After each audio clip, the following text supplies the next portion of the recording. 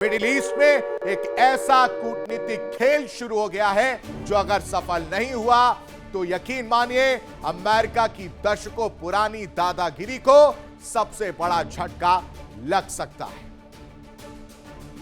Saudi अरब, Qatar और Oman अब ऐसी ईरान डील पर काम कर रहे हैं जिसमें अमेरिका की कोई भूमिका नहीं। अमेरिका का कोई भी लेना देना इससे नहीं होगा, साइड लाइन कर दिया गया है।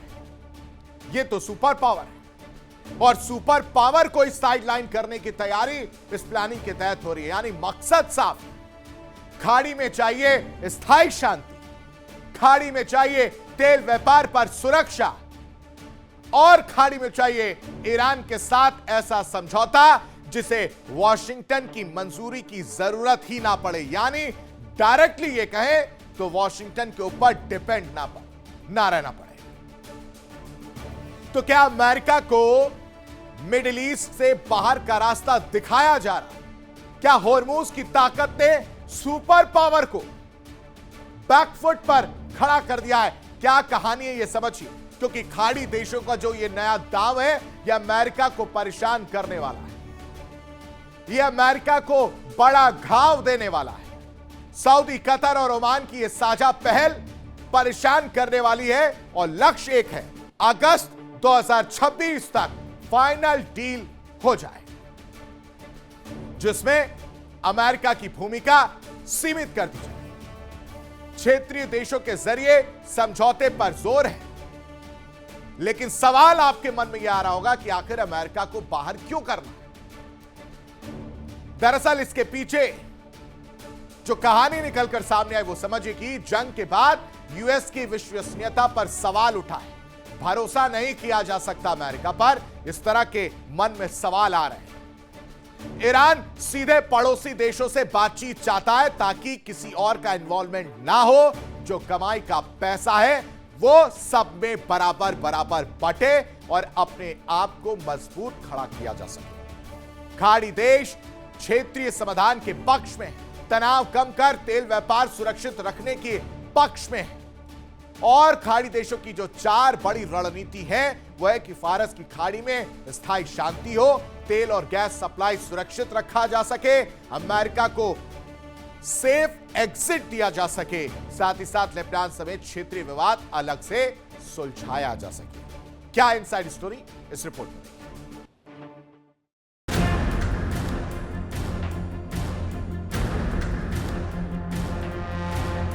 ईरान डील का गेम चेंज।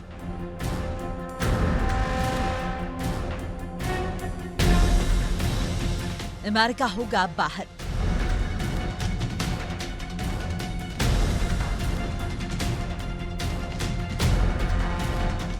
सऊदी कतर का नया पावर प्ले।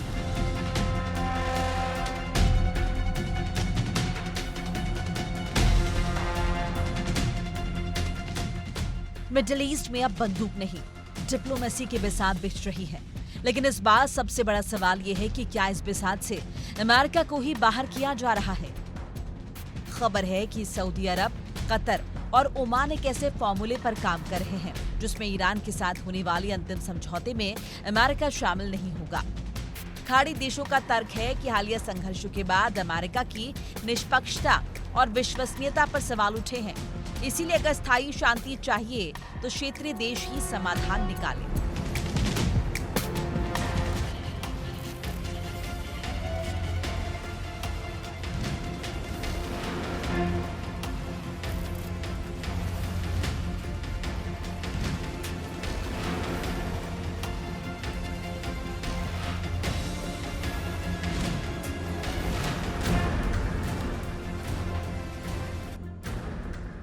बताया जा रहा है कि प्रस्तावित अमेरिका ईरान बैठक के बाद अगस्त 2026 तक एक व्यापक समझौते की कोशिश होगी जिसमें अमेरिका की भूमिका सीमित या समाप्त की जा सकती है।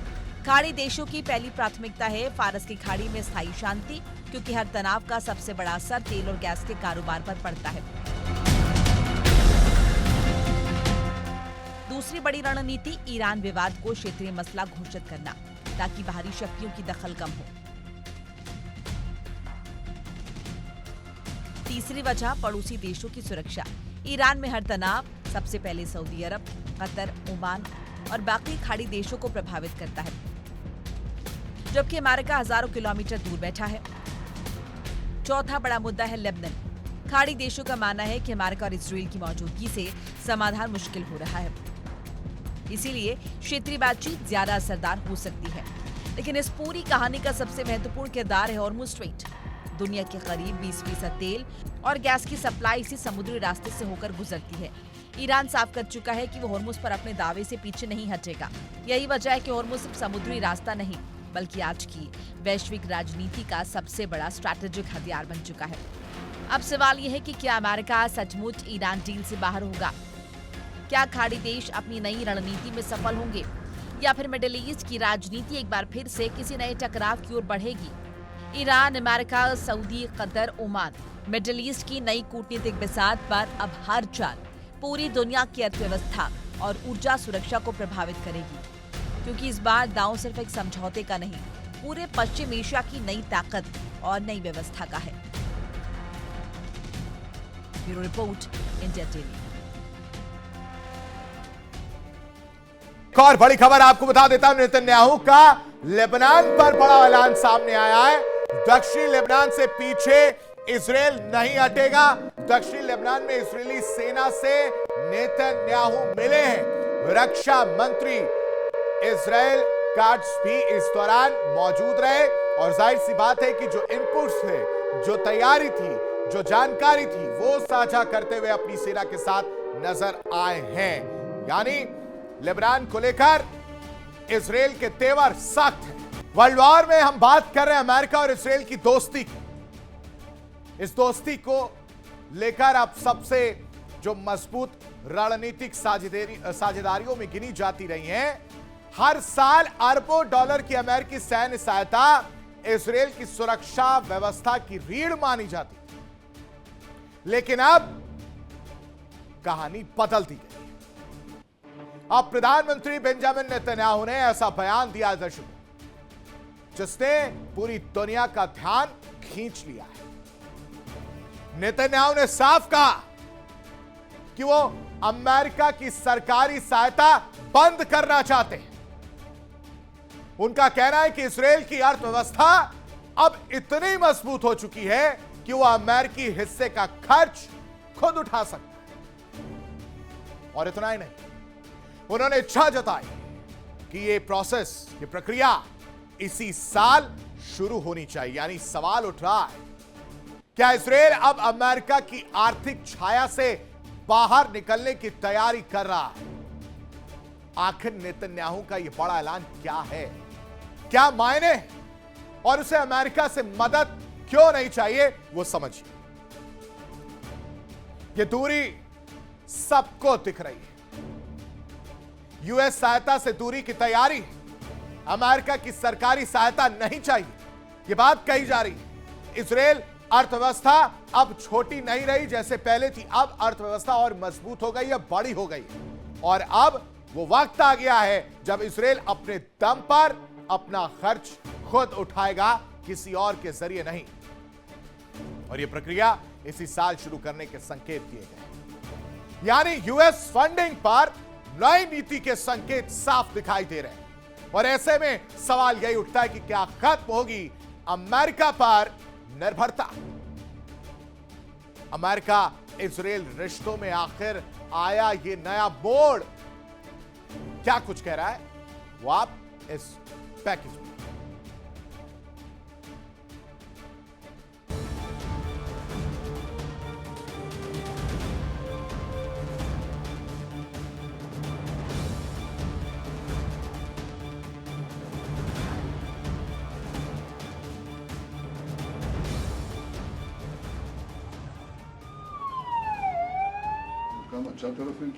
नेतन्याहू का यह बयान ऐसे समय में आया जब पश्चिम एशिया में युद्ध, सुरक्षा और कूटनीतिक समीकरण तेजी से बदल रहे हैं। इजराइल को हर साल अमेरिका से मिलने वाली सैन्य सहायता उसकी रक्षा क्षमता का अहम हिस्सा रही है, लेकिन अब नेतन्याहू का कहना है इजराइल की अर्थव्यवस्था पहले जैसी नहीं रही। देश अब इतना सक्षम हो चुका है कि वो अमेरिकी सहायता पर निर्भर रहे बिना अपनी रक्षा जरूरतों को पूरा कर सकता है। अमेरिका और इजरायल के बीच रक्षा सहयोग लंबे समय से बेहद मजबूत रहा। आधुनिक हथियारों से लेकर मिसाइल डिफेंस सिस्टम तक दोनों देशों की साझेदारी रणनीतिक रूप से बेहद अहम मानी जाती है। लेकिन नेतन्याहू का संदेश साफ है, इजरायल अब आर्थिक रूप से पहले से कहीं ज्यादा मजबूत है और अमेरिकी सहायता के बिना भी अपनी सुरक्षा जरूरतों का भार उठाने में सक्षम है। नेतन्याहू के इस बयान के कई राजनीतिक मायने भी निकाले जा रहे हैं। विश्लेषकों का मानना है कि यह संदेश सिर्फ अमेरिका के लिए नहीं बल्कि पूरी दुनिया के लिए है। इजरायल ये दिखाना चाहता है कि उसकी आर्थिक और सैन्य क्षमता अब इतनी मजबूत है कि वो अपने फैसले स्वतंत्र रूप से लेने की स्थिति में है। क्या इजरायल अब अमेरिकी आर्थिक सहायता से पूरी तरह बाहर निकलने की तैयारी कर रहा है? क्या ये आत्मनिर्भरता का नया मॉडल है या रणनीतिक संदेश? क्या अमेरिका इजरायल रिश्तों का नया अध्याय शुरू होने वाला है? नेतन्याहू के इस बयान ने सिर्फ एक आर्थिक मुद्दा नहीं उठा बल्कि दुनिया की सबसे मजबूत रणनीतिक साझेदारियों में से एक के भविष्य पर भी बहस छेड़ दी है। अगर इजरायल वास्तव में अमेरिकी सरकारी सहायता कम करने या समाप्त करने की दिशा में कदम बढ़ाता है तो इसका असर केवल दोनों देशों के रिश्तों पर ही नहीं बल्कि पूरे पश्चिम एशिया के सामरिक संतुलन पर भी पड़ सकता है। अब निगाहें इस बात पर होंगी कि वॉशिंगटन इस संदेश को किस रूप में लेता है और आने वाले महीनों में दोनों देशों के रिश्ते किस दिशा में बढ़ते हैं। Bureau report, India daily.